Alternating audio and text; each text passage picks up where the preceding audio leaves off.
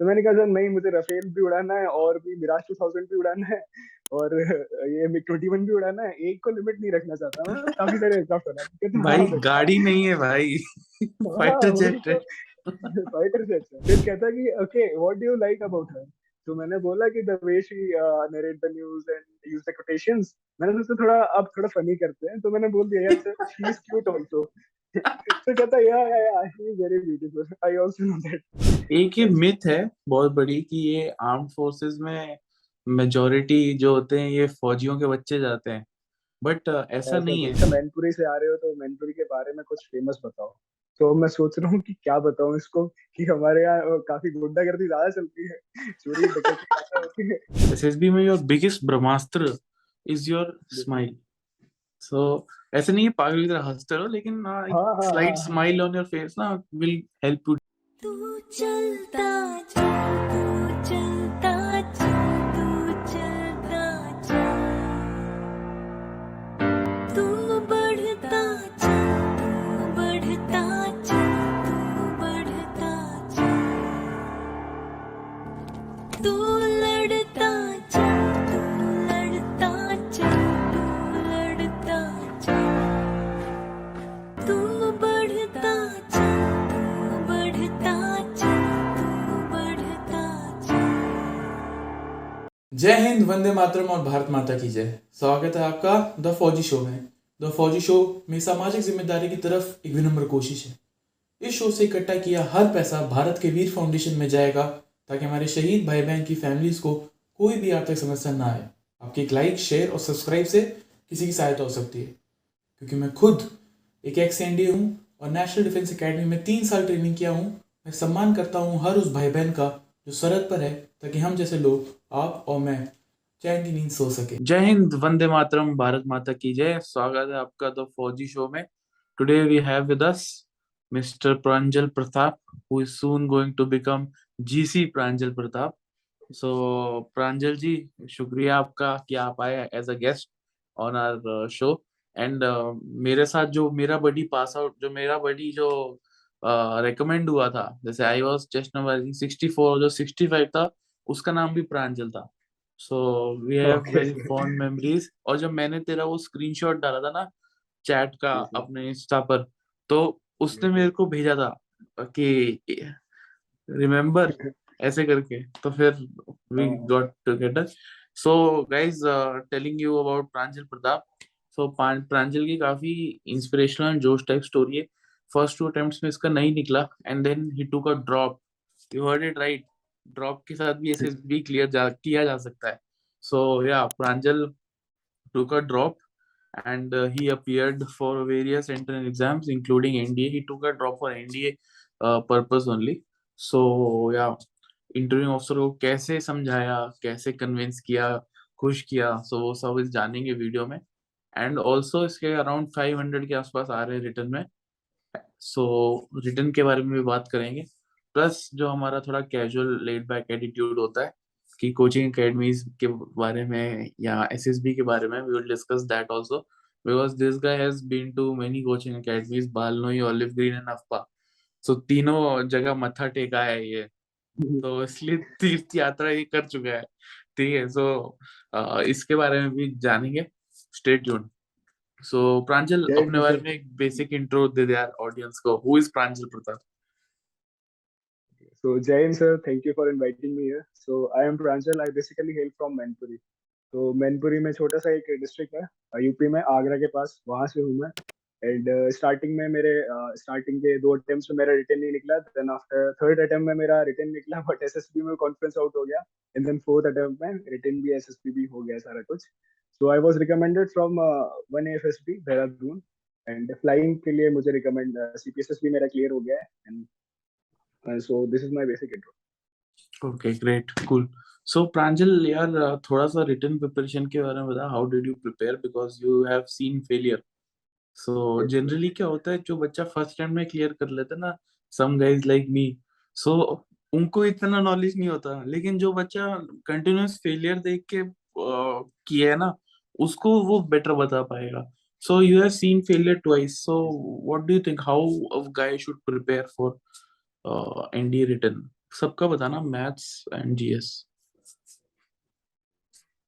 तो बेसिकली क्या हुआ था कि एनडीए जो रिटन एग्जाम है उसमें बेसिकली सारे सब्जेक्ट्स, मैथ्स आपको पता ही होगा, मैथ्स, इंग्लिश, जीएस और ये सारे जीएटी में आते हैं सब्जेक्ट। तो स्टार्टिंग में पहले अटेम्प्ट में मेरा ये हुआ था कि मेरा मैथ्स का ही पूरा सिलेबस कंप्लीट नहीं हो पाया था। तो उसकी वजह से तो मैथ्स तो मेरा लेग बिहाइंड हो ही रहा था। और साथ में मैंने इंग्लिश वगैरह को काफी लाइटली लिया था। ऐसे ही सेकंड अटेम्प्ट में मेरा हुआ कि स्कूल में प्रैक्टिकल्स वगैरह चल रहे थे तो उसमें ज्यादा ध्यान नहीं दे पाया। बट मैं ये सजेस्ट करूंगा, अगर आपको अच्छे से 12th अपीयरिंग में ही करना है अच्छे से प्रिपरेशन, तो आई वुड सजेस्ट कि पहले तो आप ये पूरी एनसीईआरटी लगा लीजिए। एनसीईआरटी के बाद अगर आप कोई रेफरेंस बुक लगा रहे हैं तो उसको कंप्लीट करिए मैथ्स की। एंड देन अगर आपको पास टाइम बचा है, मतलब एक मंथ अहेड आपके एग्जाम से, रिटन एग्जाम से, प्रीवियस ईयर क्वेश्चंस की बुक लीजिए, 16 ईयर प्रीवियस ईयर क्वेश्चन मैंने जो लगाई थी मैथ्स में। तो उसको लगाइए, उससे क्या होगा, आपको टाइप ऑफ क्वेश्चन पता चलेंगे। एंड इन बिटवीन जब आप प्रिपरेशन कर रहे हैं तो एक पतली सी फॉर्मूला नोटबुक बनाइए। यस। फॉर्मूला नोटबुक से सर क्या होता है, बिकॉज हर एक चैप्टर के अलग अलग फॉर्मूला अगर आप एक तरफ लिखोगे एंड डेली उसको रिवाइज करोगे, तो उससे आपके क्या होगा, बिकॉज एनडी के पेपर में सिंपल क्वेश्चन और टफ क्वेश्चन सारे आते हैं। आपने ही बताया था एक बार सर कि मैथ्स के पेपर को कैसे अटेम्प्ट करना है, कि सिंपल क्वेश्चन पहले कर लो। तो बस वही करना है हमें। फॉर्मूला बेस्ड क्वेश्चंस होते हैं सारे, अधिकतर मतलब 30 to 40 फॉर्मूला बेस्ड क्वेश्चंस ही आराम होते से। हैं। अगर आप फॉर्मूला टिप्स पे हैं तो then definitely you can clear the ND exam. तो ये तो हो गया मैथ्स की प्रिपरेशन के लिए पूरा। एंड सर जीएस के लिए मैं बताता हूँ, पर्टिकुलर जीएटी के पेपर के लिए। जीएटी में सर इंग्लिश के 50 क्वेश्चन आते हैं, और सर मैंने इंग्लिश को बहुत लाइटली लिया था फर्स्ट 2 अटेम्प्ट में। तो अच्छा। सर इंग्लिश तो मेरे को लगा कि हो ही जाना है, क्या है, कुछ नहीं है।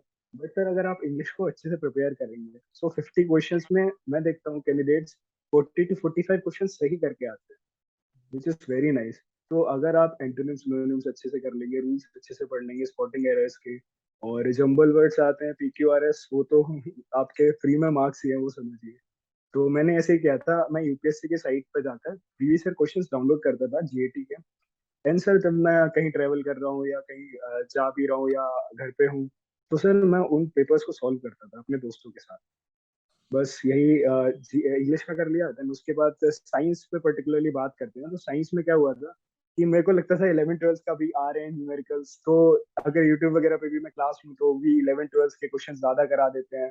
बट सर मेन वो है कि physics, chemistry, biology 9th 10th level तक की आती है एग्जैक्टली। और न्यूमेरिकल्स की बात करें तो 3 या 4 चैप्टर से ही आने होते हैं, या तो वो आपके लेंस चैप्टर से आ जाएंगे, मिरर लेंस से, या आपके रेजिस्टर से आ जाएंगे, या मोशन से आ जाएंगे। हाँ। आएगा तो 1 2 यूनिट से भी आ जाएगा बस। इनसे। और इन्हीं के न्यूमेरिकल्स लगाने होते हैं बस। एंड सर पर्टिकुलरली जीएटी की बात करें, अगर आप 12th अपियरिंग में हो तो आप ऑब्वियसली पीछे रहोगे, जीएटी भाई छूना नहीं है, कि हिस्ट्री वगैरह कौन पढ़ेगा इतनी, और पॉलिटिकल साइंस भी कौन पढ़ेगा। तो अगर 12th अपियरिंग हो, अगर टाइम है आपका पढ़ने के पास, तो आई वुड सजेस्ट कि पहले आप पॉलिटी और हिस्ट्री कर लीजिए। हिस्ट्री में भी मॉडर्न हिस्ट्री, या जो हिस्ट्री आपको पसंद है पढ़ना। मुझे मॉडर्न हिस्ट्री पढ़ना पसंद था, तो मैंने मॉडर्न हिस्ट्री करी। तो मॉडर्न हिस्ट्री मैंने एक पार्ट पूरा कंप्लीट कर लिया था उसका।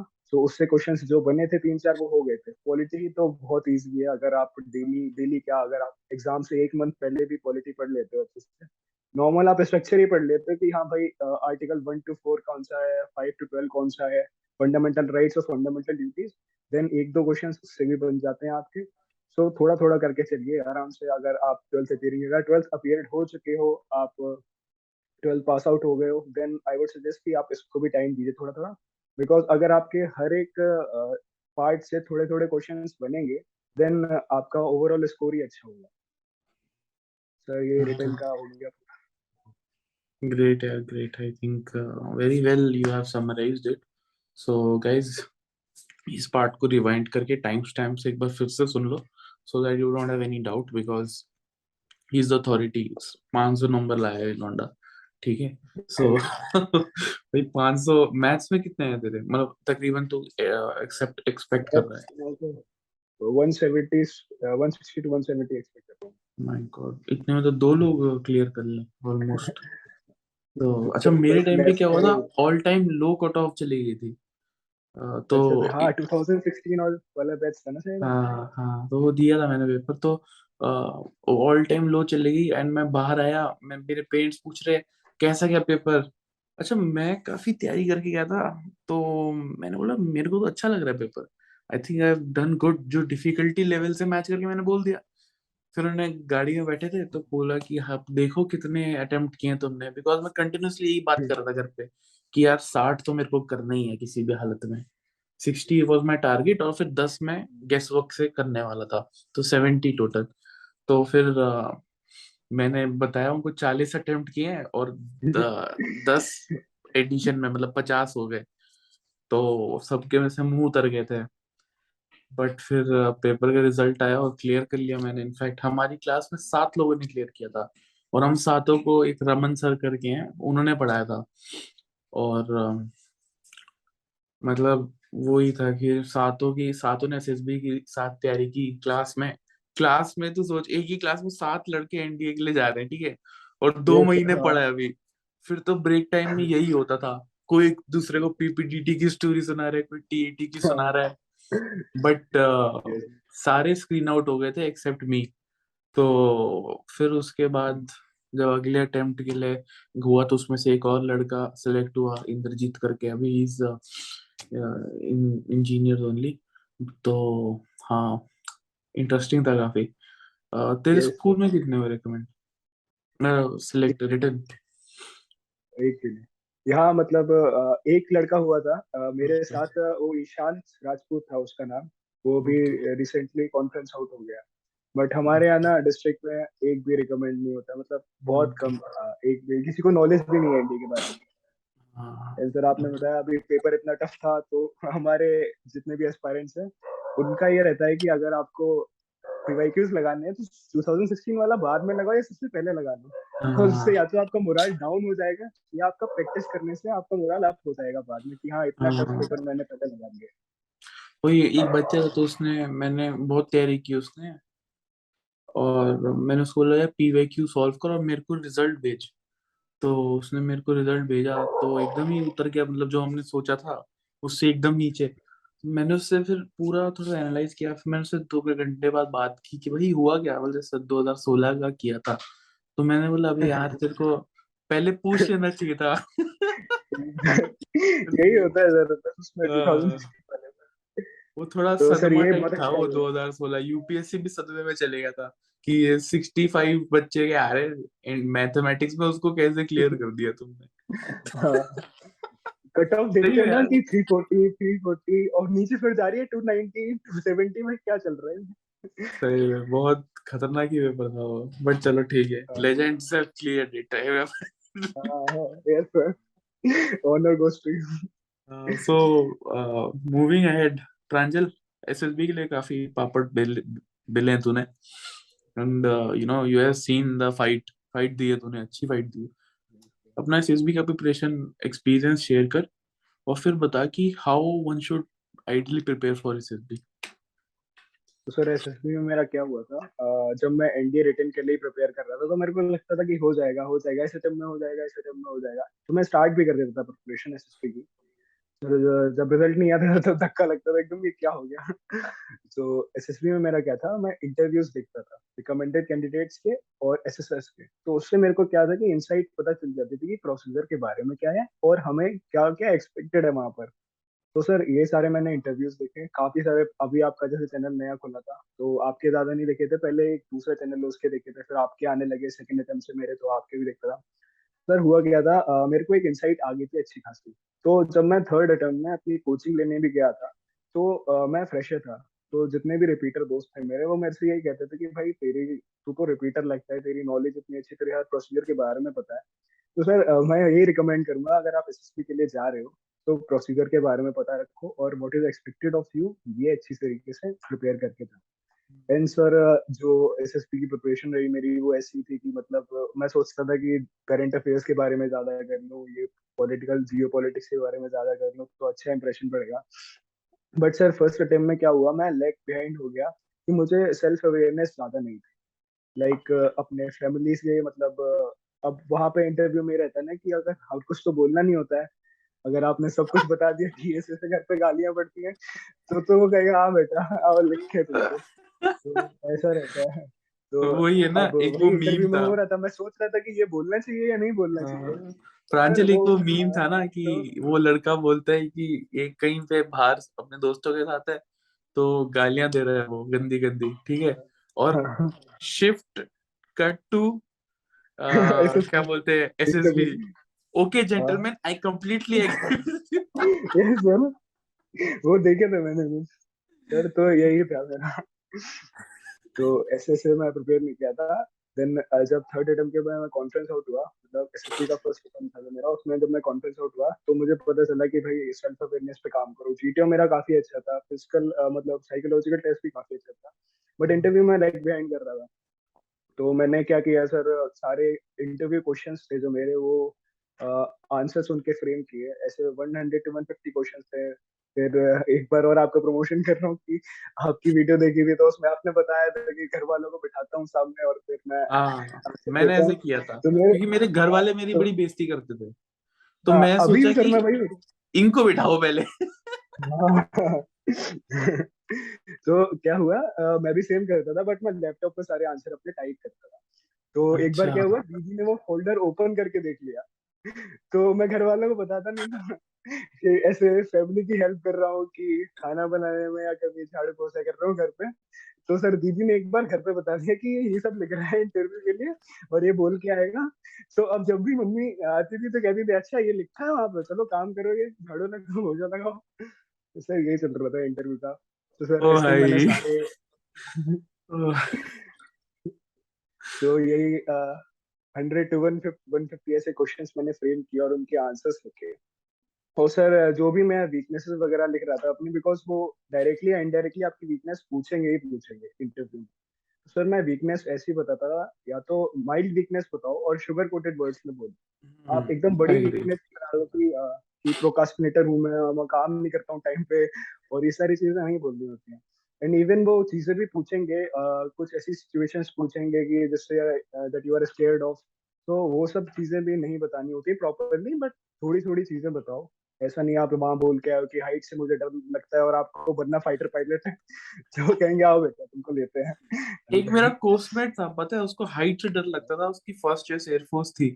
तो उसको फिर फोर्थ टर्म में जाके, फिफ्थ टर्म में जाके उसको, मतलब उसका इतना हो गया कि सुपर डिमोना में जब बैठने की बारी आई तो वो ऑलमोस्ट बाहर लेट गया कि मैं नहीं जाऊंगा हवा में। एंड काफी कुछ हुआ, उसको रेलीगेट भी किया गया। लेकिन फिर मतलब डिसीजन लिया गया कि इसको आर्मी में शिफ्ट कर दो। जबकि बहुत रेयर होता है ये डिसीजन, बिकॉज आपको फोर्थ टर्म में जाके नहीं चेंज कर सकता आपका, तो जनरली फर्स्ट टर्म में ही अलाउड होता है। सो वो एक बहुत ही रेयर डिसीजन था भाई एकेडमी।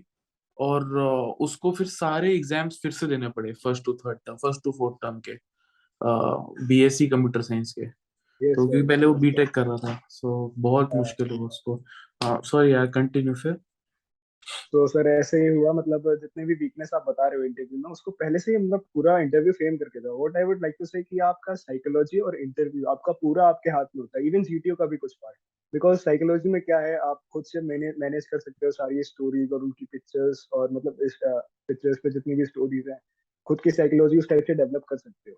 और इंटरव्यू में भी जो क्वेश्चंस आने हैं वो ऑलरेडी इंटरनेट पे हैं सारे की, मतलब सीआईक्यू जो कॉम्प्रिहेंसिव इंटरव्यू क्वेश्चन होता है, तो वो भी सारे पड़े हुए हैं। तो उसके आप अपने क्रॉस क्वेश्चंस बनाइए और खुद से प्रिपेयर होइए, क्योंकि जो आप बोलेंगे उनका नेक्स्ट क्रॉस क्वेश्चन उसी पे आना है। बिल्कुल तो बिल्कुल। उनकी पूरा अपना आंसर्स फ्रेम करिए।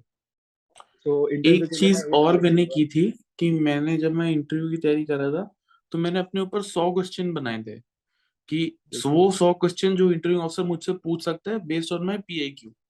और फिर वो मैं, जैसे तूने बताया, अपने घर वालों के सामने प्रैक्टिस करता था। So that like work for me. So Pranjal, फिर जब रिकमेंडेशन वाली जो एसएसबी थी, जो लास्ट एसएसबी है जिसमें तो रिकमेंड हुआ, जैसे उसका एक्सपीरियंस शेयर कर। वो कैसा था, because that is where like you must have performed your best. I think so, I don't know. जैसे जैसे तो उसका क्या था सर, एसएसपी में फर्स्ट डे स्क्रीनिंग हुआ। फर्स्ट डे से थोड़ा पहले बताता हूँ। देहरादून पहुंचे तो वहाँ पे होटल वगैरह लिया हम लोगों ने। तो देहरादून में जहाँ सिलेक्शन सेंटर है उसके पास में एक तिबेटियन मोनेस्ट्री है। तो जो भी वहाँ जाएगा तो हाँ मतलब उसका ना फर्स्ट डे स्क्रीनिंग से पहले काफी स्ट्रेसफुल रहता है कि भाई स्क्रीनिंग होंगे नहीं होंगे। तो वहां पर जाओ, सारा मामला चिल रहता है। कहाँ पे, काफी देहरादून ग्रीनरी में कहाँ होती है पे? वहां पर। सर ये तिबेटियन मोनेस्ट्री है, जो सिलेक्शन सेंटर है उसके 200 मीटर्स पे है, तो विद वॉकिंग डिस्टेंस है। तो जितने भी लड़के थे हम लोग स्क्रीन इन हुए थे सारे उससे पहले गए थे, और मालूम पड़ा कि जितने भी लड़के गए हैं सारे स्क्रीन इन हुए हैं यहाँ पर। तो स्क्रीन काफी भीड़ भी स्क्रीन है वहां पर। हिस्ट्री। तो काफी वहां पर ऐसा है ना, वहां पर सर एक यूनिवर्सिटी भी है, ग्राफिक यूनिवर्सिटी। तो हाँ, आई उसके नो, आई नो, आई वहाँ नो। का क्राउड भी आता है, और संडे भी है होता है वहां पर, हाँ, तो सारा स्ट्रेस फ्री हो जाता है माहौल। हाँ। तो एक ऐसा था। इनफैक्ट तो big shout out to defence study capsule करके एक चैनल है। सो उसका जो क्या बोलते हैं, जो जिस लड़की का वो चैनल है, he is also been recommended, Sachin, and उसका भाई एनडीए में मेरे साथ था, and he is from Graphic Era, so big shout out to him, go subscribe his channel. Okay, so हाँ, कंटिन्यू।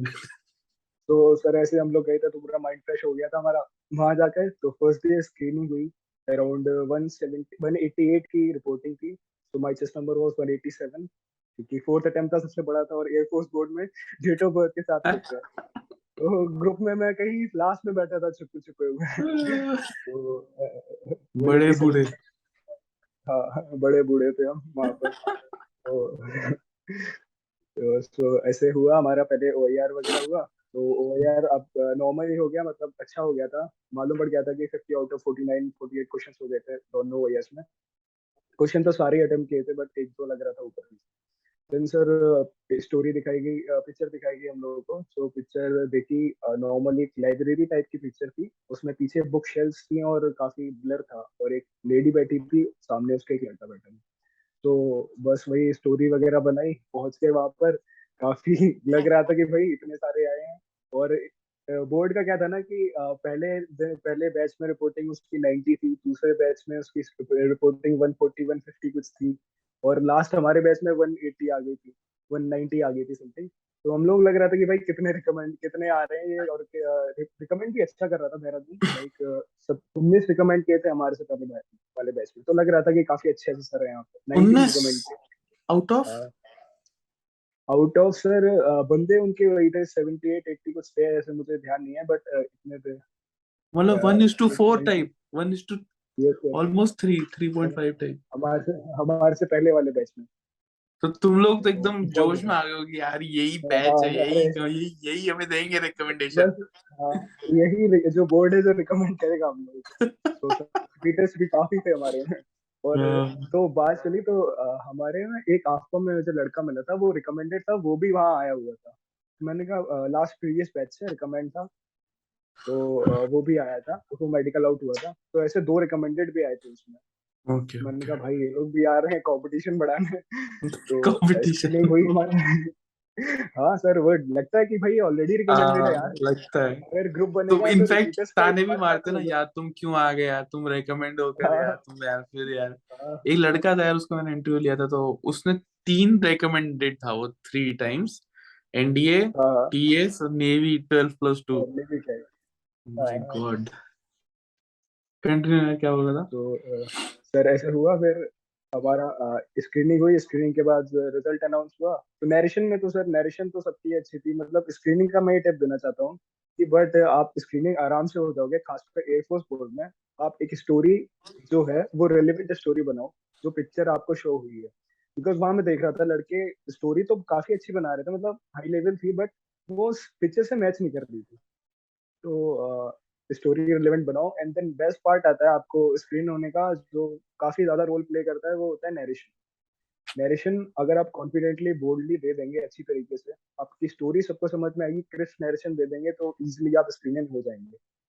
और जीडी में तो सर फिश मार्केट इतना बना था कि 2 बार जीटीओ ने ग्रुप डिवाइड किया, और जीडी तो सर 2 मिनट चला सर। नॉर्मल एक ओवरऑल जीडी था, और मेरी ही स्टोरी ले गई थी ग्रुप स्टोरी। ओह, तो ग्रेट।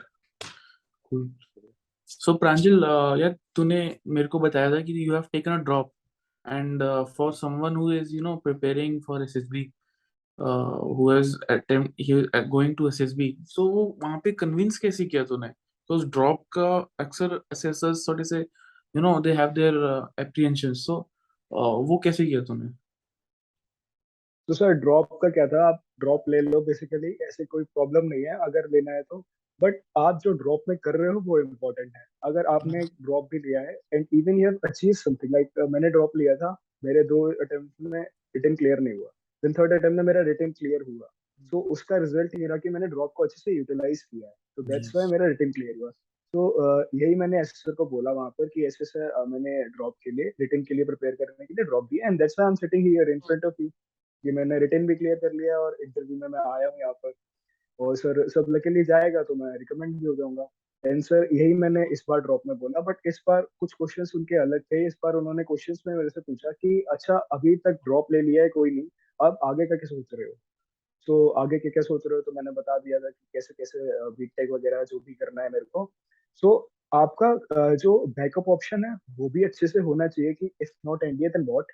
और जो आप ड्रॉप को यूटिलाइज कर रहे हो, अगर उसका रिजल्ट अच्छा है देन ऐसे सर अपने आप सेटिस्फाई हो जाएगा कि हाँ भाई इस बंदे ने ड्रॉप लिया, इसको यूटिलाइज किया, एंड देन रिजल्ट मेरे सामने है, वो सामने बैठा हुआ है मेरे। तो ड्रॉप ऐसे कोई प्रॉब्लम नहीं है। ग्रेट। सो बेसिकली गाइज आप ड्रॉप को एक्सप्लेन कर सकते हो through your achievement and the thing you have proved in that period of time. अगर आप रिटर्न क्लियर कर लिया so then you can quote this की sir I worked really hard and I cleared my return which really helped me. The drop period really helped me to analyze where I stand. So you can say this in his case, he had secured 95% in JEE mains also. ठीक है, and he had cleared CUET में भी also he had performed very well. So he had his backups in line. ठीक है, so always ये backup वाला plan भी कहना बहुत जरूरी है। काफी बच्चे क्या बोलेंगे कि यू नो सर मेरा कोई बैकअप नहीं है, आर्मी में ही जाऊंगा मैं चाहे कुछ भी हो जाए। नहीं, उससे पैशन नहीं, उससे बेवकूफी दिखती है। ठीक है, सो इसलिए बेवकूफ मत बनिए, पैशनेट बनिए और अपना बेस्ट कीजिए जैसे इसने बताया प्रांजल ने, somewhat on the same stand so you can handle this situation like this in interview. अच्छा फिर इंटरव्यू कैसा था तेरा? सर इंटरव्यू मेरा था मतलब थर्ड डे था मेरा इंटरव्यू। तो एक ओके। दिन पहले मुझे एयरफोर्स में पूरा रेस्ट मिलता है, एक डे का पता नहीं क्यों एक्स्ट्रा बुला लेते हैं वो लोग। तो एक दिन क्या था, ज्यादा क्राउड आता है तो उसकी वजह से इंटरव्यू शेड्यूल करता है, तो एक दिन का गैप हो जाता है करने का। तो मेरा इंटरव्यू था, तो इंटरव्यू में मैं गया नॉर्मल। इस बार सोचा था स्ट्रेस बिल्कुल नहीं लूंगा, दांत दिखाऊंगा अपने। सो दांत दिखाता रहा पूरे टाइम इसको अपने। तो स्माइल करता रहा मैं, और इंटरव्यू में काफी क्वेश्चंस पूछे उसने। पहले तो सीआई के पूछा, और फिर तो एक इंटरव्यू में क्वेश्चंस वो लोग पूछते हैं कि आप एयरफोर्स ही क्यों ज्वाइन करना चाहते हो, नेवी क्यों नहीं ज्वाइन करना चाहते, उसमें भी तो फाइटर पायलट्स हैं। तो मैंने कहा भाई मैं एयरफोर्स सिलेक्शन बोर्ड में बैठा हूँ और ये इंटरव्यू नहीं दूंगा, यहाँ इंटरव्यू दे रहा हूँ, तो नेवी बोर्ड क्यों ज्वाइन करूंगा मैं। और ऐसे इस टाइप के क्वेश्चन वो पूछते हैं। तो लास्ट टाइम भी पूछा था, तो इस बार मैं प्रिपेयर था कि क्या देना है मेरे को, क्या बोलना है। तो मैंने बोला कि सर नेवी में वो एयरक्राफ्ट नहीं है जो मुझे इसमें उड़ाने हैं, और एक ही तो एयरक्राफ्ट है। तो उन्होंने पूछा अच्छा कौन सा एयरक्राफ्ट फ्लाई करना है आपको, तो मैंने बोला रफेल।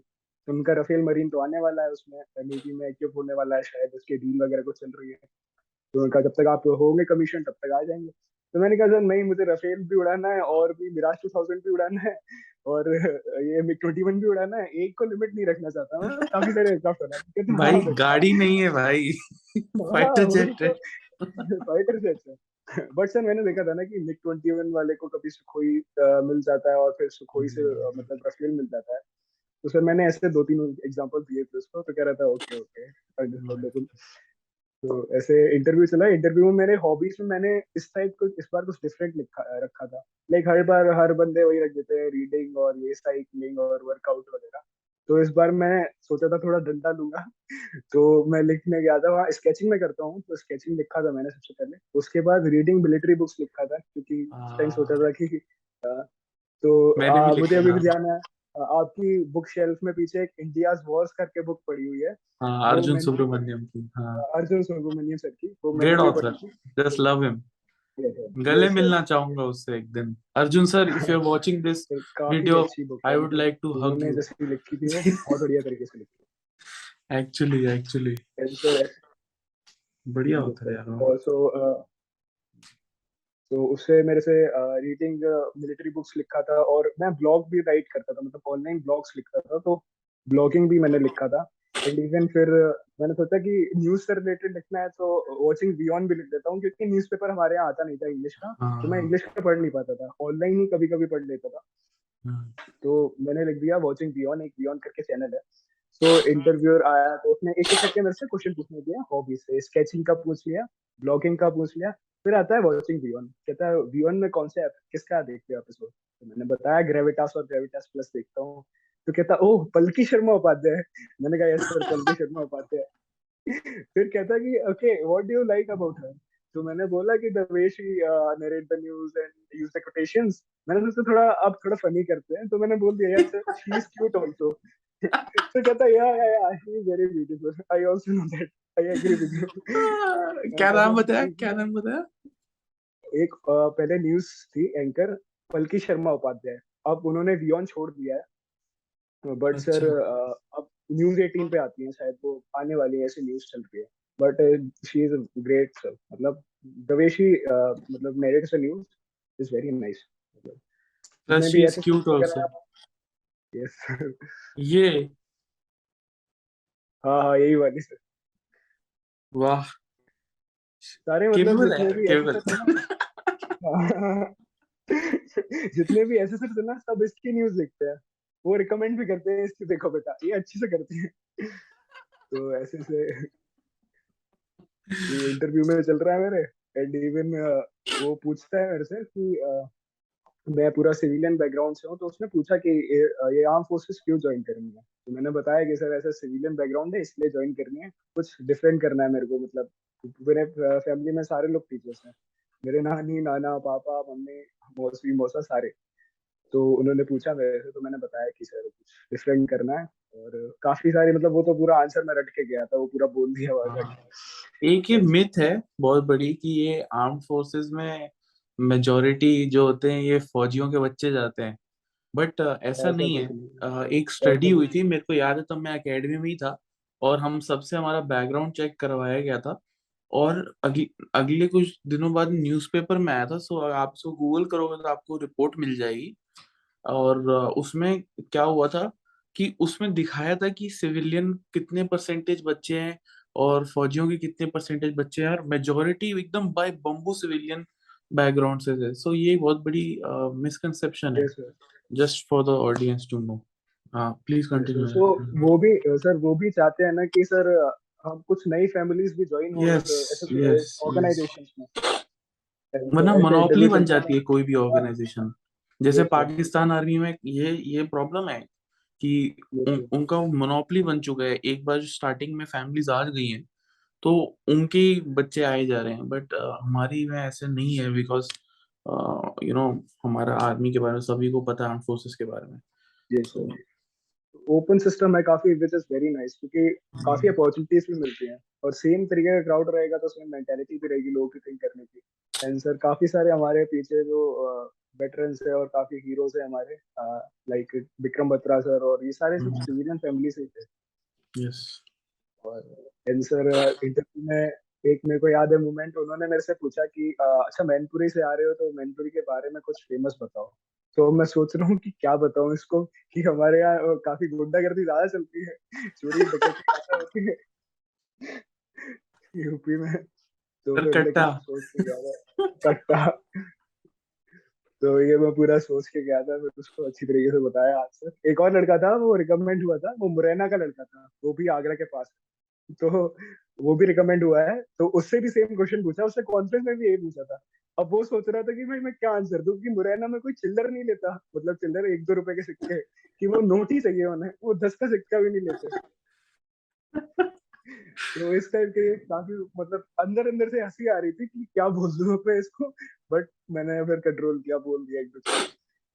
तो ऐसे पूरा इंटरव्यू किया था, लास्ट में मैं हंसता रहा था, तो इंटरव्यू भी कहता है okay keep maintaining that smile, it looks good on you. मैं कहा सर ठीक है, चलो इंटरव्यू तो अच्छा गया, बट लास्ट टाइम क्या हुआ था इंटरव्यू में, मैं बोलना चाहता हूँ कि स्ट्रेस बिल्कुल मत लेना, बिकॉज आप स्ट्रेस लोगे तो you will रूइन your interview. Last time मेरे इस साथ यही हुआ था।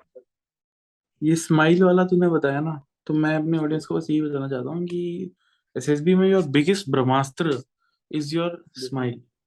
सो ऐसे नहीं है पागल की तरह हंसते रहो, लेकिन एक हाँ हाँ हाँ स्लाइट हाँ स्माइल ऑन योर फेस ना will help you definitely. yes, sir.